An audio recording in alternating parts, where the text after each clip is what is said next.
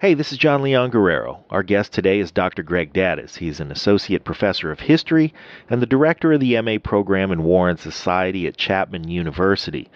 Prior to that position, he was the chief of the American History Division in the Department of History at the U.S. Military Academy at West Point. He retired from the Army as a colonel, having served our country in Operations Desert Storm and Iraqi Freedom. Dr. Daddis sat down with Pete and Scott in the Richard Nixon Presidential Library in Yorba Linda, California, on what happened to be Nixon's birthday. And they were joined, at least chiming in out of the background, by Army Private Craig Clements. It's an interesting episode. We hope you enjoy it, ladies and gentlemen. Our special guest, Dr. Greg Daddis. Lions Rock Productions. This is Jay Moore. This is Greg Cruz. This is Bryce Vine. This is Dexter from The Offspring. This is Nathan This East. is Sebastian Younger. This is Daryl Amy. This is Stuart Copeland. This is Mick Gillette. This is Andy Summers. This is Dr. Bob Greenberg. This is Gabby Reese. This is Rob Bell. Hey, this is John Leon Guerrero. Hey, and this is Pete A. Turner. This is Greg Daddis, professor of history and director of the MA program in War and Society at Chapman University, and you're listening to The Break It Down Show. And now, The Break It Down Show with John Leon Guerrero and Pete A. Turner. Well, Scott set this one up, so I'm just going to tee it up to Scott. Scott. Yeah. Well, he omitted a couple of other honorifics, like Colonel, United States Army. We're always... Let me sit straighter up. Yes, like your body, Turner. He's the position of attention. And also, what was your final rank? We have Craig Clements in the studio here at the Nixon Library today. What was your final rank? Private, like your body. Yeah. Right. So Craig is the senior enlisted here, but he was a private, so he's going to be on the working party as well. So we're happy to have Craig here. And Greg, great to have you on the Break It Down show. So I think what's cool, too, is not only as we sit here at Nixon Library on the, was it 102nd? 106 commemoration of his birthday, yeah. And how Greg and I met, and Craig, all through this organization at Nixon. And I think it's brought another group of vets that were running different circles. Right. I mean, but what's unique too is, and I want to turn it over to Greg, is we run in some of the same circles too. He's more higher level academia, but we're also writers. Yeah.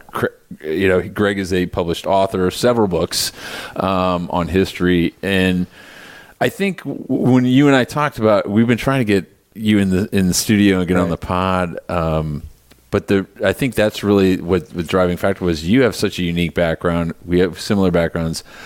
I wanted to ask you questions during this episode, Greg, of like, what drove you to get to where you are now? Like, let's turn back the clock a little bit. Tell everybody listening to the pod how you started in this. Yeah. What drove you to the Army, and then how you do what you do now. Yeah, thanks.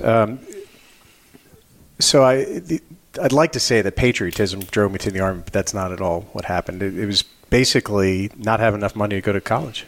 I grew up in a modest household in New Jersey, God's country, the Garden State. I was looking for opportunities after high school, and my parents said, the best we can do is Rutgers. Nothing bad against Rutgers. Yeah, that's not a disparaging comment. And, my junior year of high school, we had a cadet from West Point who was home for Thanksgiving break that came early to visit local high schools and had no idea what West Point was. My dad spent a few years in the Air Force and started doing some more research and found out that there was this amazing opportunity that obviously came with a pretty good price tag. And everything worked out. And so, it's interesting. I think my views on service and being a military officer have really evolved over time. That I joined and went to West Point for the sole reason of looking for I was waiting for him to drop that bomb. Like, oh, by the way, West Point. Yeah. So, which is not a school like Rutgers. They don't just let. No, but I think that was a driving motivation when you're a young high school kid, right? That this was an opportunity to get out of New Jersey, not far, obviously, but to really kind of expand your worldview through a service academy. Let me ask you a couple questions about that then. So you find out about this as a junior. So you must have been pretty academically inclined and working hard, or? Yeah, I was doing pretty well. Because when I was a junior, I was just trying to get someone else to touch me. stuff? I think because I was so unsuccessful at that, that I was looking for alternatives. So, but I mean, you have to be marketable to get that education. Yeah. And if you're not playing football or whatever. And what was your sport? I was a runner. Yeah, okay. I did cross country and track. So I was too skinny to be on the football team. Our football team wasn't very good anyway, so I wasn't missing out on much. But yeah, I think it was an opportunity to, I was doing well in school, and it was an opportunity to kind of get into that higher level education, not having the funding to do it, which really says something. I think, not to get sounded too political and social, but you're already seeing, even back in the mid '80s, this kind of disparity in terms of opportunities for education that are become part of our debate now, more recently, in terms of what's available in terms of education. What would you have done without the military academy at West Point?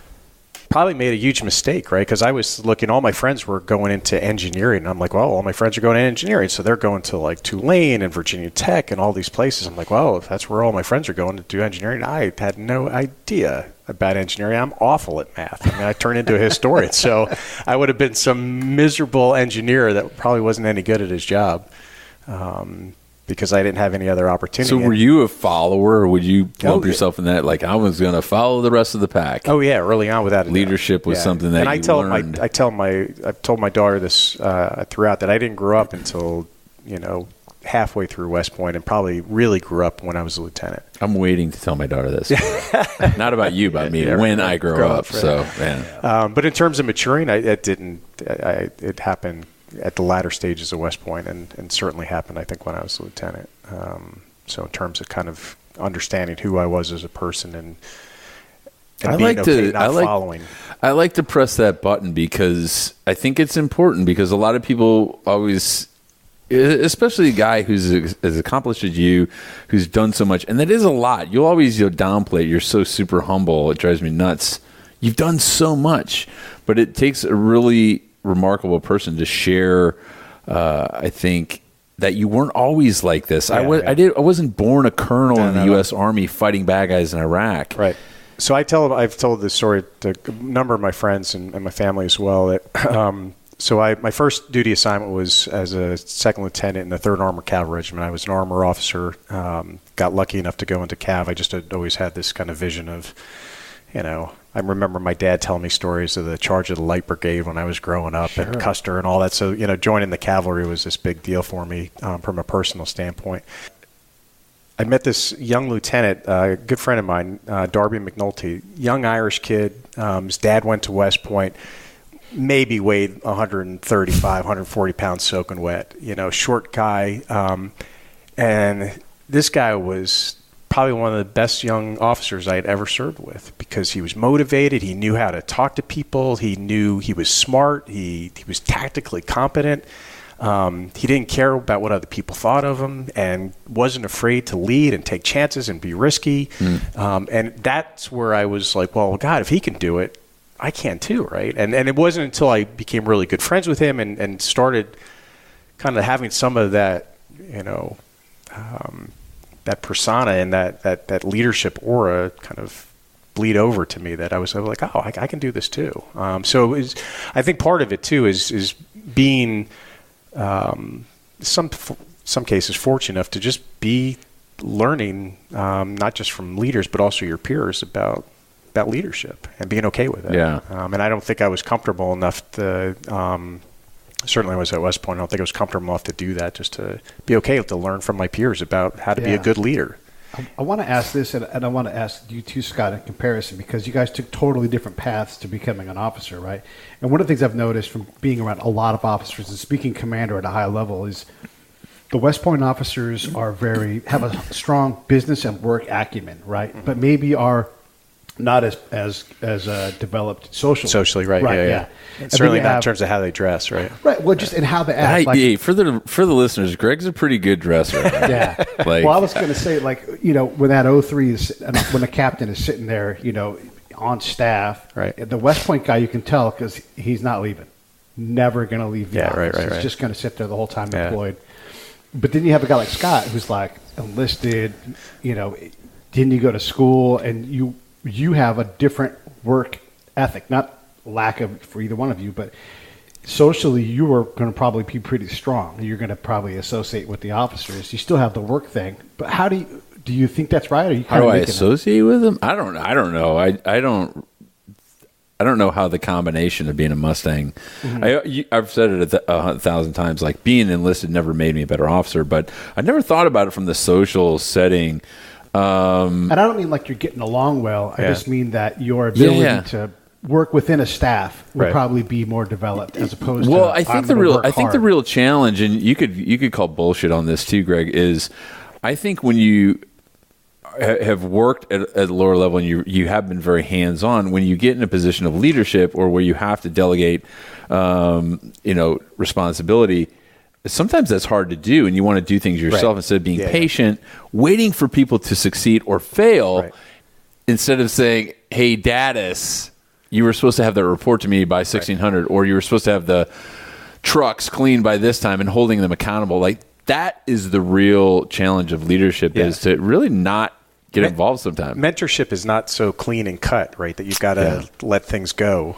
And I don't know, the West Point thing, it's funny. We always used to joke when I was a lieutenant, like the best compliment you could get from an NCO that you respected was, hey, you don't act like a West Pointer. Like that was the best compliment. Same thing in the academy for Naval Academy guys. Because you can see it for sure. And I think that's unfair to the academies, but it was always that, if you were able to, they've done it to themselves. They've got no sympathy. Right. If you if you got invited out for a beer to a local dive bar in El Paso with a bunch of NCOs that you respected. That was that was better than a grade efficiency report. It was just that you were able to. And your shot record needs to be updated. In El Paso, very close to Juarez. But when you do show up there in that bar, in that cantina, and you're like, I've got on my chinos and my English braid belt. And thanks for translating for the listeners. Bar and cantina. That was good. But there is still a difference where you're like, oh, I can relax in this cantina. Yeah, exactly. I don't have to be And it's not so neat, right? I mean, I worked for plenty of officers that were non-West Point graduates that that were there to work. I had 2 tours in Korea, and there was plenty of attitudes of, well, we're in Korea, we've got nothing else to do, so you might as well work for 18 hours a day. And then you'd have plenty of officers that were waiting for the commander to leave. Because God forbid you left before the commander left. That's just bad. That's just awful all the way around, right? That's something we've never talked about, really, is the work day. The military work day. Everyone hears, we work in combat, and we talk about that, but we don't talk about the staff shit that consumes pretty much the majority of your career. And how you balance that. Like Greg says, I'm going to work a 16-hour work day. But conversely, being in the private sector now, and I look at some of the things, staying so connected with the military and even the stuff we're doing today, like to get something back from someone in the military out to the private sector is a challenge. So they don't have, it's just such a completely different work ethic. But it's totally geared towards warfighting capabilities in the military. And I don't think that there's, they want to share that with the outside world, where we are in a position now where we want to reach in and kind of help them.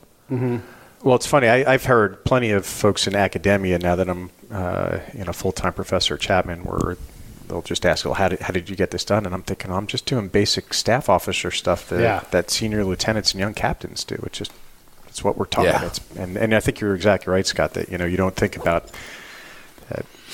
Even if you're deployed more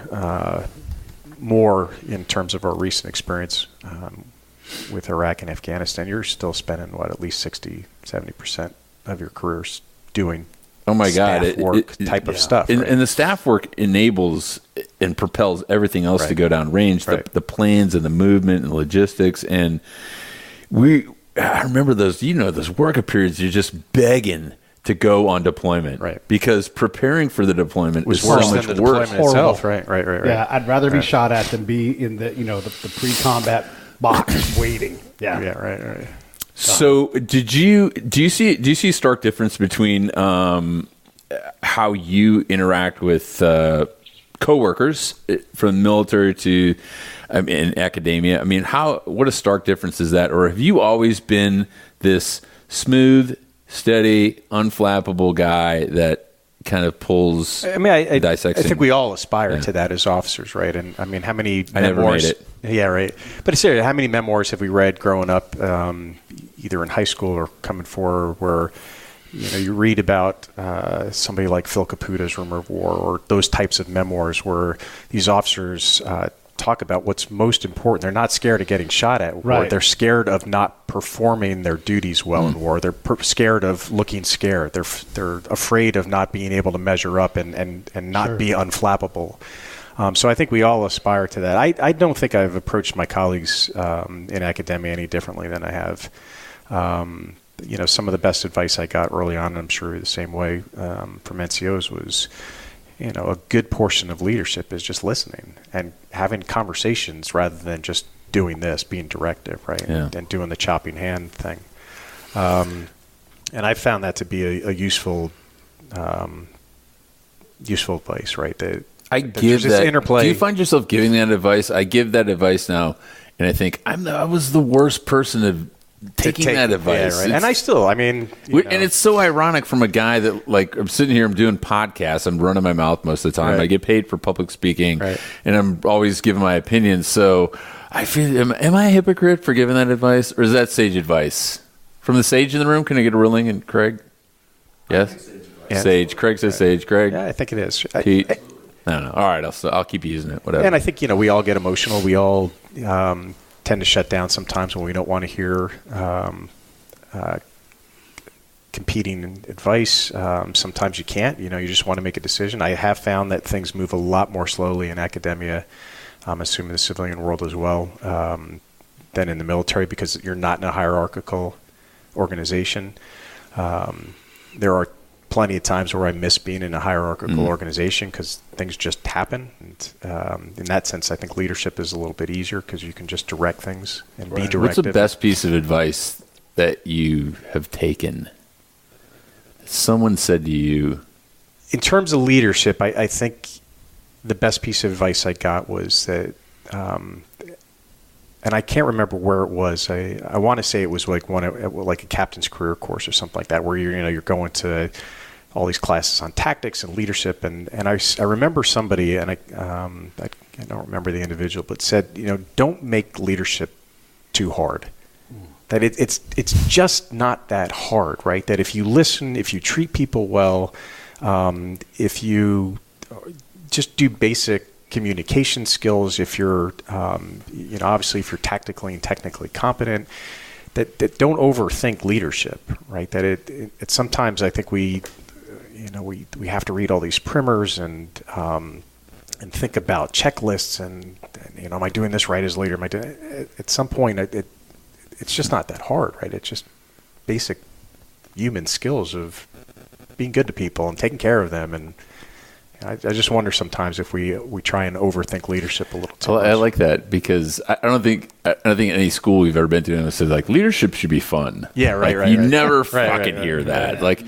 But you should enjoy what you do, and the effects of being a good leader, knowing and being satisfied. Yeah, and sometimes you never see it. Well, I'm seeing it in terms of how you feel. You just feel. Yeah, like you're taking care of your men and women, and we got back from my first tour in Iraq in Desert Storm, so I'm dating myself a little bit.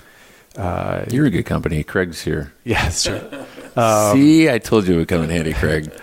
It's good to have the sage. So we had a very technically competent commander that took us through Desert Storm. And then after that, as a lot of folks did after we got back, there was a change of command. We had a staff officer come in who was just phenomenal, just a good guy, technically competent, good guy, drove a Harley to work. I mean, just all around good guy, right? You felt it in the unit, right? You just felt, he never came out and said anything, but you just felt there was something there with him. And then he left 18 months, 2 years later, and we had somebody else in, and it was my last 6 months as an executive officer for the cavalry troop. And we had somebody come in, great guy, but just wasn't confident in himself, wasn't confident, and you felt that too. And to me, that was a huge learning point, right? That individuals can have a difference. And here, it's nothing stated, right? It was just how two very different commanders held themselves. What do you call that? Not even a technical term, but what would you call it? that quality? That quiet competence. Yeah. You know, that it's nothing overbearing. It's just this guy, two very different captains. One came to work every day and, like you said, loved what he was doing, was good at what he was doing. I think knew he was good at it, but didn't have to tell everybody he was good at it. And then another commander coming in and, none of the lieutenants had changed, none of the platoon sergeants had changed, and within about a month, the unit felt different. And so, to me, that was another example of how leadership makes. I call it force of personality from like a military lens, but I think some people would call it charisma. Yeah, without a doubt, right. And I don't think you have to be boiling over life of the party type guy to have charisma by whatever sense of definition, but that does drive unit. Makes a difference. Morale, and cohesion, and just a sense of passion, I think is the word I use most frequently now. What's the worst piece of advice you've ever gotten on leadership? Like, you're going to be a great leader if you do this, and you think you either did it. It was at West Point, and we still say it, right? Listen to your NCOs over and over and over again, because it got to the point where the message was, don't do anything. Right. Unless you're listening to your NCOs. And this is, I think, I want to make sure I explain myself here, is that... to all the NCOs listening, it's going to get better. That's right, me. Is that, yes, I graduated from West Point. I went to a couple Army career courses, and I'm green, and I don't know everything that I need to know about my branch and the technical aspects and the tactical aspects and leadership. But I also know something, right? And just because you've been in the Army for 15 years as an NCO doesn't mean you're hot shit. It may be you've been in the Army for 15 years and you've just been an average or even below average NCO. And to me, there's this, midpoint you've got to get in terms of following the advice of your NCOs, taking the advice, but not being beholden to it and not being confident enough to say, I don't know about that. Because my red flag always went up when I had an NCO go, sir, let me tell you, I've been in the Army for 15 years, and this is how we've always done it. Whoa. Just because you've been doing it for 15 years doesn't mean it's been right. And just because I'm a young 22, 23-year-old lieutenant doesn't mean I'm not smart enough to call you on it and say, hey, maybe you've been doing this wrong for 15 years. And there's nothing wrong with that. I'm not challenging your service for the last 15 years. I'm not challenging you as an NCO, but I also don't have to bow down and believe everything. I think that's a great point. And Pete, feel free to jump in on this, because if he's like, yeah, brother, I'm picking up what you're laying down, breaking it down. That's an interesting point, because you talked earlier about listening. Yeah. Make sure you're a good listener. Right. I got the exact same advice. Right. And they said the NCOs are this, and listen to them. I especially at entry-level leadership, when you're a young lieutenant and you don't want to make mistakes. You want these bolsters around you to safeguard you from toppling over. It is important, but to everyone who's listening to this conversation, this applies not only to the military, but in the private sector. Whatever you're doing in life as a leader, someone who has legitimate authority or is in a position of responsibility, is when you have the training and background that you do, and you come through this phenomenal institution called West Point, the United States Military Academy.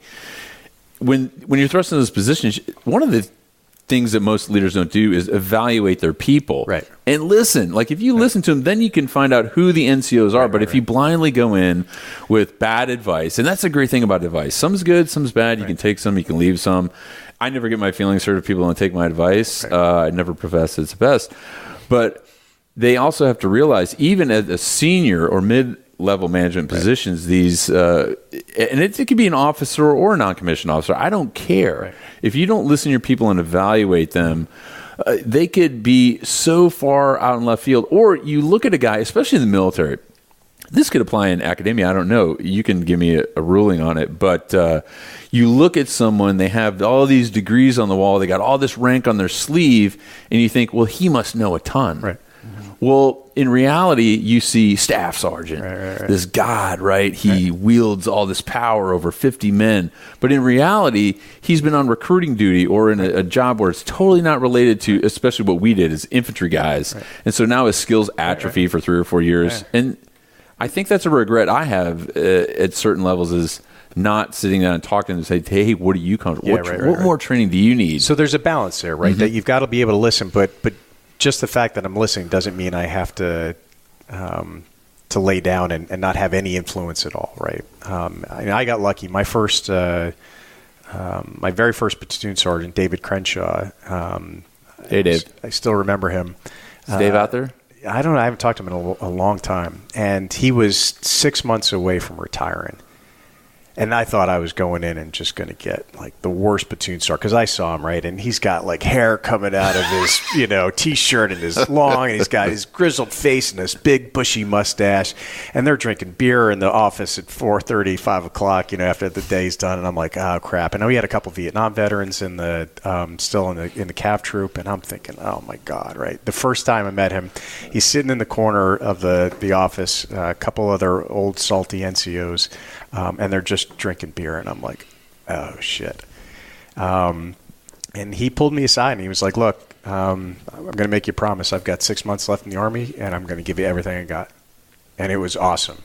And together, we had to fire a staff sergeant, one of the tank commanders, because he just wasn't pulling his weight. And, Dave took me through all that, and did it in a way where I learned a lot from him, but he was also willing to do it in a way because he understood, how to mentor, to do it so we never felt like we were in competition with each other. Was always good about pulling me aside if he had something or he was questioning what I was wanting to do. And so, it was a true relationship, which was, I think, that's important, right? Luck where it comes into play a little bit. It really is. And, Greg's rearing from the academy to commissioning, vice mine, being enlisted, I say this a lot, is to other Marine Corps officers that everything you learned about officering came from NCOs and staff NCOs. So you do need to listen to them and understand that role. Right. Vice, the majority of instructors at the academies, the service academies, they're officers. Right.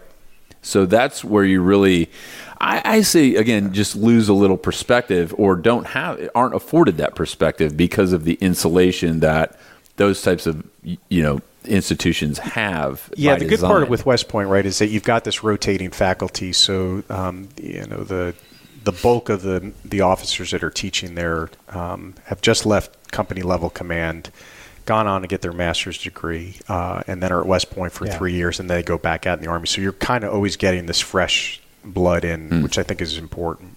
I want to go back for a second and say, when you talk about Dave, your NCO, just for the audience so they understand, when you're 6 months from retirement, here's how short you are. It's not that you don't give a fuck. It's that nobody gives a fuck that you don't give a fuck.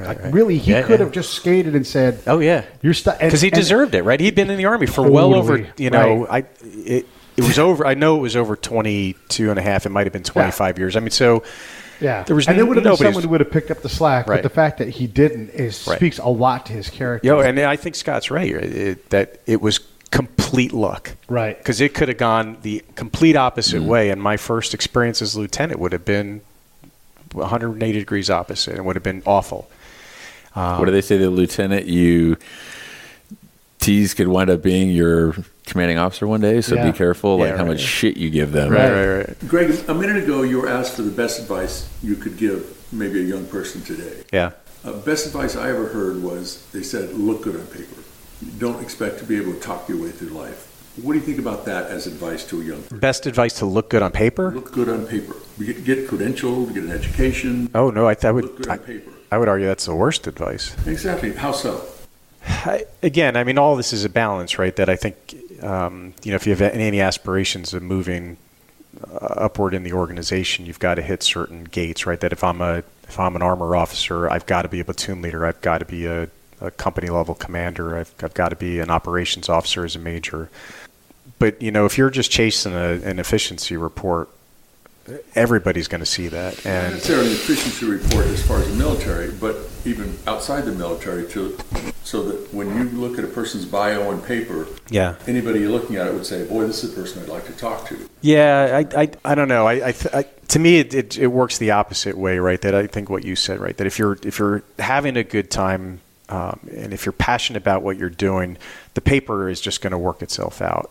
And I've seen plenty of officers that have made career decisions based on, I need this job, because if I don't get it, I'm not going to get this job, which gets me to the third job, which is what I really want. And it never works out that way. It just doesn't. Because I think most importantly, if you're looking at a career either in the military or I would argue outside, everybody around you is going to see that, right? That your soldiers, at least they can smell fear. Yeah, they're exactly, like dogs, right.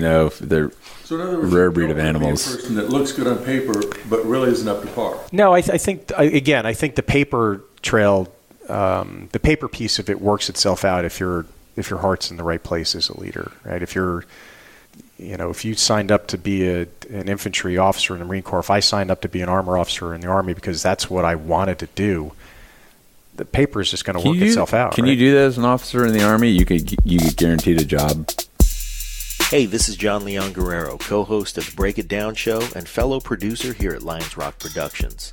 And I'm proud to announce our newest show. It's called Justice. Season 1 is going to be a deep dive into some of the cases I personally worked on as a licensed private investigator, and you'll get a unique view into the criminal justice system that may just challenge some of your personal notions about how it should work and open your eyes in ways you never imagined. So keep your ears open for Justice, a brand new podcast from Lions Rock Productions to iTunes, Stitcher, and wherever you get your favorite podcasts. The paper is just going to work itself out. Can you do that as an officer in the Army? You get guaranteed a job. No, you're not guaranteed. You're just guaranteed to be an officer. Yeah, you're just same as a Marine Corps. Right. Yeah, I want to transition this into your work at Chapman, where you can get an MA program in War and Society. Yeah. So I want to give you the best advice I ever heard, which came from an Afghanistan leader. He was a district leader, but also an imam. Right. So like a really well-respected guy and a mujahideen fighter, right? So he's a warrior, he's a holy man and an educated man and a government leader. Yeah. And he said this, and in this fight in particular, and this is where I want to get into your War and Society stuff, it's really important because he said there's room for one sword in the scabbard. Right. And if we're going to teach and train, if we're going to advise and create capacity, even that colonel, that general who with the Army uniform on has to go, I can't be that sword. I can build him a badass scabbard, but where does this guy want to go? And so it's so hard, right? As a commander, like, I'm supposed to impose my will. I'm supposed to accomplish these things. But if you don't allow that person to, and like Scott was saying, there's going to be failure when it's an Afghan guy or an Iraqi guy. Right. They're not going to lead and do things the way we do. So talk to me a little bit about that as you teach people, and these are mid-career people that are coming in for a master's. So how do you impart that kind of wisdom into people that likely have never had to go and get shot at or whatever, whatever their backgrounds are? So the way we've developed the program, in a sense, I think I used my experience at West Point, the history department, to think about this graduate program at Chapman. And to me, the way we taught history at West Point was with purpose, right? That it wasn't simply you missed a beat, though, so listeners understand. Not only is Greg a massive overachiever, graduated from West Point, successful career, then was asked to come back and teach at West Point because he had done. That's who. So then he comes back. But that's important. So moving right along. Yeah, well, right. Sorry, but but I can't just. The larger piece about I think this is my bias now as a historian. I think what West Point did really, really well is that it wasn't simply about reading about the second day at Gettysburg and being like, okay, I need to know what squad is going here, what squad is going here. It was more teaching history to have an impact on you as a professional, right? How can this make you a better officer? If I understand the relationships between war and society, how will that make me a better officer, especially as I'm getting to higher levels? I always told my cadets that I'm teaching you not to be a better second lieutenant. I'm teaching you to be a better senior level leader. And I basically took that vision from West Point and tried to apply it here at Chapman, where the idea was that this wasn't a military history program where we're going to sit and rub our chins and think about battle tactics, because that's Who important. doesn't love sitting around rubbing their chin? Yeah, I love doing that. Some days I do that. Pete Longstreet says. But what we want to do was sit over a bottle of scotch and talk more theoretical. But no, seriously, like the idea was, we had these 3 pillars for the program that we wanted to take a look at how and why societies went to war, how they experienced war, and I think perhaps most importantly, how they deal with war's consequences. And for me, that's what we don't talk about enough. We don't talk about the consequences of using military force enough. Now, to get to your point, your example with the Afghan imam, what we try to do, especially when students first come into our program, we teach a core war and society program, and the idea with our course, and the idea with that is just to give you a wide array to show you that this is a pretty complex topic, right? So we'll read a book about social mobilization and what it means to be an American citizen. So the relationships between ideas about American citizenship and military service. We'll read a book about the Taliban and how it makes sense, right? That we have this, I think, popular culture in the United States views the Taliban in this kind of weird way where it conflates Al-Qaeda and the Taliban, and they're all just fanatical Islamic terrorists. And rather, we read a book by Ahmad Rashid that talks about the Taliban as a social movement that's born out of war, that makes complete sense in its context. We read a book on the destruction of architecture in war. We read a book about the environment and how trying to gain political control is complicated by gaining control over the landscape and geography. So the idea is to get students that may not have specific military experience to understand how encompassing war can be, socially, politically, culturally.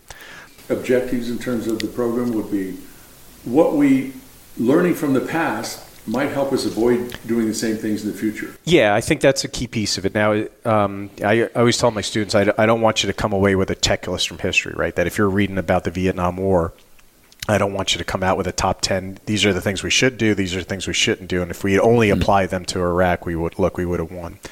To get to your point, I think that it's perspective, right? That if you do this well in terms of studying war, that you'll have better perspective in terms of how we're applying it today and in the future. And we just don't do it very well. You right? talked about, and something that resonates directly with me because it's part of what I've discovered from being out and talking to these folks, Yeah. and you have to be able to win at least with 5 elements. And, we can discuss that part, but that's not really the point. It's militarily, of course, it has to be a bit of permissive environment to actually get work done. Right. But culturally, socially, politically, and through religion. Yeah, if you can't deal in those 5 things, Yeah.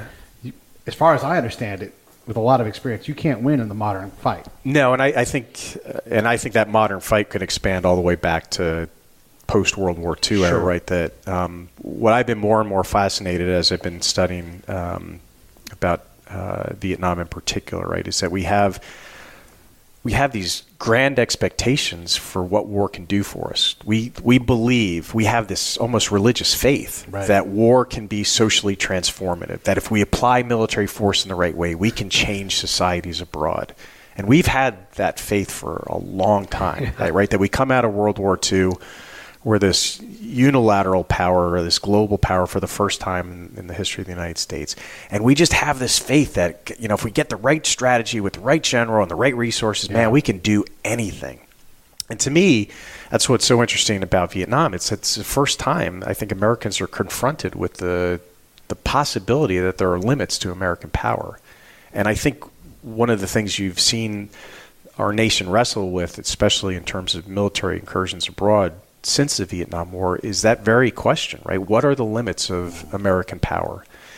And it's just something that's 40 years really later. uncomfortable to talk about, right? Think about what politician is going to get up on the political stump and say, look, our foreign policy is flawed right now because there are limits to the United States power abroad. Yeah. You know how quickly your campaign is going to be over if you're running for office? Immediately, right? Would you say there are limits to our power, or would you say, well, our power may be unlimited, there should be limits in how we use it? No, our power is limited, without a doubt.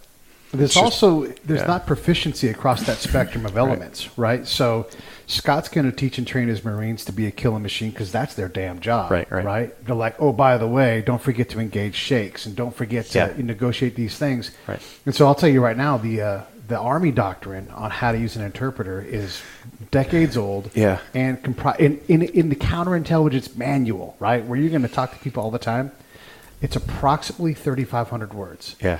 And if you look in the basic skills manual on how to deploy mines and claymores, same number of words. Right. So how can you be proficient in these things where you have to be compelling? Right. If there's not even any Scott knows, like, if my Marine can't hit a target at 400 meters, I know how to get that guy fixed. Scott and I have talked about this, and I'll plug one of my books, Westmoreland's War, and the standard narrative of Vietnam, right, is that we lost in Vietnam. One of the narratives is we lost in Vietnam because we had a bad general in Westmoreland, and all he wanted to do was kill. Right. Just focus on attrition, body counts, search and destroy. World War II tactics. That's the argument, right? Come to find out, the United States Army and the Marine Corps in Vietnam were much more holistic in their approach. They understood that this was population security environment. They understood that you couldn't kill your way to victory. They understood that there was an economic aspect and social component and political component, and they tried to apply it. And they actually, I think, had a pretty comprehensive strategy. That strategy still came up short. And part of the problem, I think, is just thinking about what you're asking young 19, 20, 21-year-old soldiers and Marines to do, right? Because you're asking them to kill, and you're also asking them to do something much bigger. So the way I like to tell my students, right, is you're asking them to destroy something at the same time you're asking them to build something. And that's incredibly difficult to do. I think we had a hard time with it in Vietnam. I think we're having clearly a hard time with it more recently. Because it takes so much maturity to decide, when do I kill and when do I build? So 40 years has gone by. And we're still doing it. Are we repeating the same mistakes of history? Yeah, I think there's some, I think you could, I think there's some similarities, certainly, right? But I think what you're also seeing, again, from the political side of it, is that you still have this faith, right? You still have the faith that military power can be transformative. The reason we lost in Afghanistan, because we just didn't have the right general. We didn't have the right amount of troops. We turned the corner. Right? We didn't have the turning the corner. We didn't have the right strategy. Yes. Right? We didn't have the right surge at the right time, or the surge wasn't long enough, or we didn't have the right local leaders in place. And yet we still have this faith that war can deliver for us. And sometimes there's times more recently now, as I've looked back upon, especially I think the last 50, 60 years, is we need to be okay questioning those assumptions more. Because strategy is about assumptions, right? Mm-hmm. You're going to ask a young Marine to do basic things. And those skill sets are the building blocks for strategy, obviously. But when you get to those higher levels, you've got to start making assumptions, right? I'm going to assume that if I give you security, you're going to turn that security into momentum on the political side. This also goes back, like, that strategic and that theoretic plan, that outcome isn't tied to the tactics. And quite often, I'll say most of the time, the tactics aren't tied to the ground truth. Right. So you got people going out and executing things. And I'll give you an example, and this will go back to my thing on orientation. It's not that we need to win hearts and minds. It's that Afghan leader needs to win hearts and minds. Yeah. He's actually the governor. Right. And if we can't move that political power, even if it's just an inch or two over during our deployment, then no matter what we think we've done, no matter we opened up Route Fox or whatever, that's all bullshit, because he hasn't been able to collect the elders and then push through. Like, if I go out a mile from and I've done this, if I go out from the mile from the government center, I say, what goes on in that building? And they laugh. Right. We got a real problem. Right. And that's that skill set, being able to orient on that and going, it's not us. Who cares if we get credit for this? What I care is that, Muhammad has credit for it. Yeah. So two things here. This is funny. I think you're exactly right. That the challenge of linking tactical successes to political and strategic momentum is probably one of the most difficult things to do in the kind of wars that we're fighting today.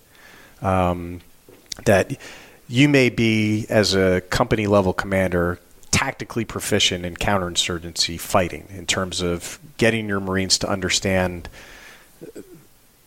the challenges of employing force at the tactical level, so you're not being overbearing, that you're not turning local civilians away from you, you're bringing them toward you. And you may be incredibly good at that. In fact, your brothers on either side of you at the battalion level may be incredibly good at it. Now, to be able to replicate that in this multi-provincial war and turn that tactical acumen and proficiency into something political is incredibly hard to do. Right? And those two vehicles, this is just my opinion, those two vehicles are not even driving down the same road. Right. They're not even driving down the same type of road in the same state, possibly in the same country, for that matter, in what we've been doing in this long war. And what I think is really cool, all the tactics aside, is the program that you teach at Chapman is something I wish we had the opportunity to teach at lower levels to younger guys, so they had this baseline of understanding of culture, and not only the culture in the military and applying that to wars we fight, but bringing that home to America to let everyone know that these are things that we create within our society, and that small percentage of the military is not just this rote lockstep force that goes out with a rifle on their shoulder and kills bad guys, and hopefully we wave a flag at the end. You're building an understanding. So to your students who are looking through the course catalog, or prospective students, and they say, I'm going to take this course because it sounds cool, war and society. What are they going to learn from it? What do you hope to teach them from so much experience? Yeah, I think the biggest one is the consequences, if not unintended consequences, of militarizing our foreign policy. That getting them to hopefully be in positions of influence, whether it's teaching or being in a think tank or hopefully advising policymakers, that there's got to be more in the toolkit besides the military hammer. It's an essential part of our foreign policy and national security. I'm not advocating for pacificate. I'm not a pacifist. Let me take that back. I probably, as I'm getting older, more of a pacifist, but I understand that peace is not coming anytime soon. But I think to get policymakers to understand, again, that there are unintended consequences to the use of military force, and that we may be part of the problem when we use military force, right? Yeah, I don't think that's a hard thing to do. I would disagree with you. I don't think you're transitioning towards pacifism is so much as it is understanding that you've applied yourself, you've educated yourself, and you're now in a position where you can share all of that experience. And I think you can only bang yourself in the thumb with a hammer before you got to hit the nail, man. Right. You're not going to keep doing that. Well, the problem is, I think that we've so intertwined our sense of patriotism and nationalism with military, with the armed forces, that, and we've talked about this before, Scott, that we've conflated questioning military policy with dishonoring the veteran. That if I question the billions of dollars spent on defense, or whether or not we should stay in Syria or get out of Syria, or what should our larger policy be in the Middle East, that we shy away from those hard discussions because politically there is a sense that if you do that, you're going to open yourself up for being attacked by the other side as not supporting the veteran. And I think that's a dangerous place for us right now, that we've kind of overcompensated from the Vietnam era, right? That we've swung from the standard story of spitting on veterans coming home from Vietnam to this unthinking adulation of the veteran that has, I would argue, narrowed public debate about whether force should be applied or not in terms of trying to achieve our policy aims. And so that's, I think, one of our objectives too, is to get folks more comfortable with talking about this, and to, in a sense, depoliticize that portion of the conversation, right? To have a more open and honest conversation of what can we expect when we use military force? What are the consequences? How do you work with locals and to come to a mutual understanding? I think we've seen this from Vietnam forward, right? That it's been incredibly difficult to to align your policy objectives with the objectives of those on the ground, and that we have this kind of sense that our policy objectives should drive decision making at the local level. How difficult is that for you now that you're Dr. Daddis teaching this, and we all come from the ground level where we fully understand there's a time for talking and there's a time for doing, but now you are completely, I don't say completely, but that's your role now. Right. You are the talker. You're the deep thinker. How important is it to you to find a way that the doers and the talkers and the thinkers come together? Yeah, right. Like where is that throughput? How do we get there to take all the things we screwed up during this war, during past wars, and apply them? How frustrating is that for you, or to find that conduit? Well, I mean, isn't this what you're all about, right? Of trying to create those linkages between your personal experiences and to get the civilian population that may not have direct experience with the military to understand what it means to be a veteran, what it means to serve overseas, to get them to think about embracing a veteran more than just sticking a yellow ribbon on your bumper. And so I think conversations like this, I do think that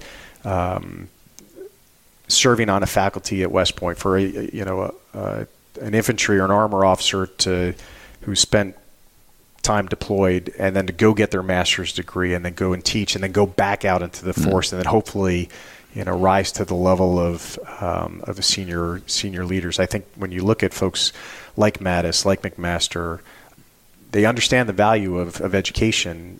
Again, it's a hard thing to do, right? I think how much of your time is consumed as a company commander just doing day-to-day tasks to be tactically competent? How much time do you have to think about these broader issues of strategy and policy and the unintended consequences of force? And I'm just trying to make sure the Marines can hit at 400, 400 meters. Well, that whole thing goes into a concept I've been working on of miscomfort, and I know that's not really a word, but it is, because these modern conflicts require an officer to be able to withstand that. Like, okay, every gallon of sweat is turned to, right. all that nonsense. But the reality is that tanker, who is a fantastic officer and goes through NTC and fires tables and qualifies his tank, is not going to sit in his tank for 1 second once he gets to combat zone. He's going to go out on patrols. He's going to be in an MRAP. And that requires a lot of ability to understand that you're not going to be comfortable, but it does not mean that you can't develop comfort in that fight. It's just you can't go and worry about tanking. Like, it has nothing to do with the modern fight. And yet you still need to be competent in your individual branch. So as an artillery officer, you got to look at all your long gunners and go, all this stuff, we're not going to focus on it. Right. Pre-deployment here for us is going to be about developing capacity in the. And I think at least I don't know if the Marine Corps is the same way. I know the Army has been struggling with that, especially post-Iraq. That should they return back to the kind of basic core competencies of their branch? And in my branch there was a lot of hand wringing throughout the entire time we were in Iraq. When you've got units deploying and leaving their tanks home, and what is that going to mean for the next next war? So you guys' things like death before dismount, and then the next thing you hear is dismount. Right. Oh, fuck! That's that miscomfort. How do I get comfortable out of my zone? Again, I think this is really challenging, not just for officers, but I think for the soldiers that are implementing the policy. Right, that you're asking them to do a hell of a lot, and it takes so much maturity to get it right. And one of the books I read, it was a memoir from Iraq, and I can't remember which one, and it was a scene where. They basically got bad intel. They went into the wrong house and they killed somebody by accident. And they've been making all these gains locally. And one bad intel, one bad mission, and just set them back in the local neighborhood, they said by months at least, right? And so that's the other problem here, is that there's such a fine line in terms of making mistakes here and having those mistakes really outweigh months worth of gain. It's just so difficult, right? As a culture, I would say that civilians are basically pacifists by culture. Would you agree or disagree with that? Yeah, I think to an extent. I think I think just based on Christian Judeo values of how our society grows up, that we don't, we kind of live by the golden rule, and you're not, the 10 Commandments of not killing anyone. Although I think we are very much a society that values military service, right? That there's still military service, I think, is still seen as one of the best ways to become a man, as an example, right? So I think there's. Would you say that our highest value is probably freedom, and that if pushed to the wall, then and only then would we want to react? No, I think our policy is more realist in terms of we deploy military forces for much more than just freedom or democracy. I think we're certainly, I think we define our national security more than just our values, without a doubt. I think Greg just said something, to be, the military makes you, a stronger man or something. But in this generation, this era, we're seeing now on the news this week, the integration of female platoons and entry-level training. Right. Just retweeted a great post about the first female Marine who graduated the Mountain Leaders course in Bridgeport, California. And the reason I'm bringing this up is one of the things I was most impressed with is I was invited up to sit in on one of Greg's classes is the large predominance of females in the class, and not military, but they just, it's impressive to me. Yeah. Just utterly impressive that we're addressing, and that Chapman University and Greg, they're addressing the other 50% that Selena's talked about, that I've talked about, that I feel are so vital to becoming a better country, to becoming a better military, and being viewed as a real world leader in these developing and emerging countries where this isn't even consideration. And what I loved about all the haters when you see these historic milestones of females crushing it and meeting the standard and not redefining the standard in and of itself, but they're really putting themselves in such a great position to make us better. And I wanted to respond back to all the haters, but instead I just remarked that these are firsts for the U.S. Marine Corps. And that's why we've been kicking ass and taking names for 243 years, is because we do things first. Right. And that's not exclusive to the Marine Corps. Obviously, I'm biased, but that's why, because we do it first and we implement it, we make it happen. And I think the program at Chapman is such a, I don't like to use the word groundbreaking, but it is. No, I mean, it really is. We did our homework, and we wanted to have a program that was unique, that talked about these things, because they're clearly important. And I think, I think once you kind of break that ceiling, you're not going back, right? So, And I think the predominance of those serving on active duty, it's a non-issue to them. The predominance of them, and even people. I was at West Point when the repeal of Don't Ask, Don't Tell happened, and there was all this kerfuffle ahead of time, and senior level leaders about what this was going to do, and not just in the Army as a whole, but at West Point, and it was repealed. The Corps cadets collectively just shrugged their shoulders, like, it wasn't even a ripple in the pond. It wasn't. Yeah, it's no big deal. And I don't care what you have in between your legs or what you do with what's in between your legs. Leadership is leadership is leadership. And as long as, again, it's the right person for the right job for the right reason, if you apply that as the person who's in charge, you're going to have a great company. You're going to have a great unit. If you're a war fighter, there's no gender in that. Just go out and be a pro, work hard. And if you're not a pro yet, working hard. We've got, I think, the haters and the trolls, I think, are just kind of. But they can't do enough push-ups. Right, I've done zero push-ups in combat. I think that's just a cultural, hopefully a leftover of, that's that miscomfort. And hopefully a bygone era, right, where, previously you defined military service as a way to become a man, period. And masculinity was wrapped up into military service. And so my hope is that all this kind of crying and fussing about this is just the last gasp effort of. I think it's a great. I just think it's a great thing to talk about because it's something I feel personally it's important. And today, the whole posting of the first female, and I saw guys like Medal of Honor recipient Dakota Meyer just ranting, dropping F-bombs about.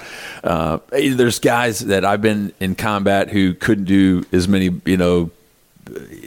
ruck marches or pull-ups, and they shouldn't have been in combat. I would rather had this. It's not even an issue. And then I was talking to an active duty major who is my XO in combat, and he has these discussions as well. And the best retort to any of those arguments I heard him say is, it's not even an argument. The decision's been made. Right.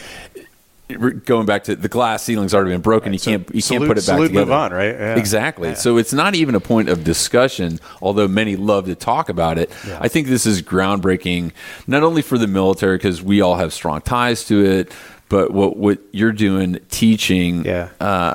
So my big first experience with this was before the women were allowed to serve in combat arms was when I was at West Point, and we sponsored a couple women that were cadets on the women's Army rugby team. That was if you had any question, right, about whether women can hang, just go watch a women's Army rugby team. It's not even physicality. No, but these cadets were just smart. They were team players. They were willing to just go out and compete like anything you've seen. They were kids. Kids isn't the right word, but they were good kids. They were just all around good American young women, right? And that you knew they were just going to go out and crush it as officers, because when you watched them on the pitch, man, they were just letting it all hang out like any other sports team you would see anywhere else. And so that, I think, when you see that up close and personal, not just watching them compete, but then like have them over the house and eat with them, I think all those fears just dissipate because you just got no reason to worry about it, right? I'm sorry, I didn't mean to cut you off. No, you're good, man. This has been an awesome conversation. Yeah. Thank you, Scott, for setting it up.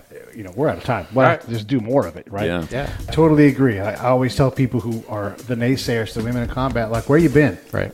They're already in it. Right. They're up in gun turrets. Right, they're right. running gun trucks. Right. I've seen the tiniest little thing of a woman rack a Ma Deuce. And if you can do that's soldier business right there, or service member business of some kind. You can pull that handle back and get around into the chamber. You're ready to fight with the baddest gun basically ever invented. So thank you for what you do, and let's have you come back on. Let's talk thanks for having me. Appreciate it. This was great.